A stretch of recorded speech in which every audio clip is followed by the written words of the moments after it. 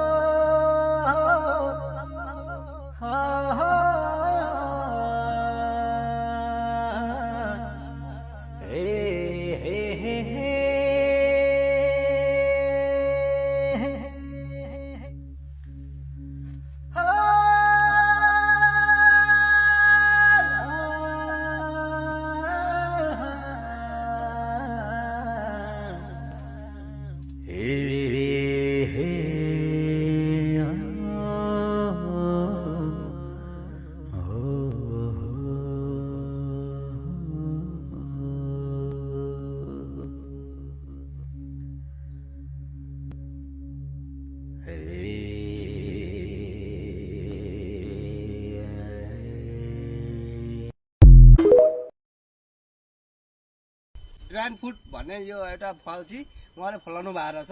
र यहाँ देख्दाखेरि पनि एकदम राम्रो रोचक लाग्दो खालको चाहिँ हामीले देख्यौँ यहाँ र अनि अहिले चाहिँ हाम्रो आमासँग थोरै भिडियो बनाउनु गइरहेको छौँ। लाउनु